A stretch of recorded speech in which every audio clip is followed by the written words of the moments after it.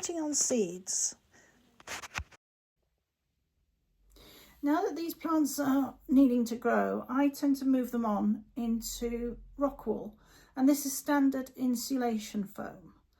And I tend to use these baskets. These are 3-inch baskets, I think. And I also tend to use a hydroponics string through that to bring the water up. And so what I'm going to do is just pot up a couple of these cubes to show you how I do that. So I take my first cube, and I have, before I planted the cubes, I separated them off because this particular set of cubes was one huge piece of Rockwool, and that's not what you want. So I take some of this Rockwool. Now some people have a problem with Rockwool and are allergic to it and causes skin problems. This particular bale of insulation I've had for a number of years.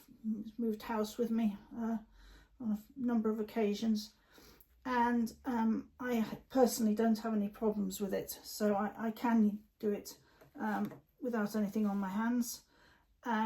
If you are new to it, perhaps try it small amount, or if you think you might have problems, then just wear some rubber gloves. So I need to get enough insulation in here that will give me a really good root ball, and I will be just holding that down there a minute while I get myself an old string. These strings are a bit tatty, but they still work, and I see no reason to replace them. Some people would say, well, you know, it's dirty and could cause infection. Well, you know, my view is it's probably better that they've got something that's grown quite nicely, on the basis that may well have good bacteria and fungi from the growths before. So I'm less bothered about that. It's nearly through. And so I put that through, and I pull it through to a reasonable height because I want to make sure that the water is coming up into the full root ball, and so leave the string. Now I've got my plant. I'm going to put that in cube in there. We'll just stick a bit more material around that. It's not quite as padded as I would like at the moment. And this will then go into a tray, which you'll see a bit later. I'll just do one more, same sort of technique. Again, I will use these pak choi because they're coming along.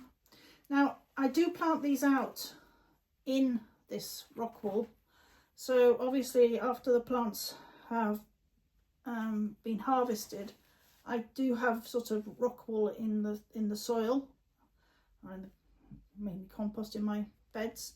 I don't mind that, and it comes out when I sort of rake the bed over to clear it out, and I then dispose of it as you might. Birds do like to nest with this, so if you've got any nesting birds, you might want to consider just putting it on one side. The birds will pick the bits that they like. And actually, because it's come out as a lump, there's quite a lot of good nesting material in there for them, so you can always do that as well. Don't like this wispy stuff, and never mind, it goes round quite nicely. And so there we have it. Oh, I've forgotten to put the wick in. Grab a wick, and actually I'll use the wick on this one and just move this over, this bundle over. As I say, I'm not so precious about the cleanliness aspect, but I am precious about making sure there's a good flow of water coming up. And as I say, once these get going, these will fill with roots, and it will be a really nice root ball to plant. So that's another reason I'm not bothering to split these seedlings out, because the plants will wander off slightly anyway, you know, as things will, and that will work quite nicely for me. Thank you.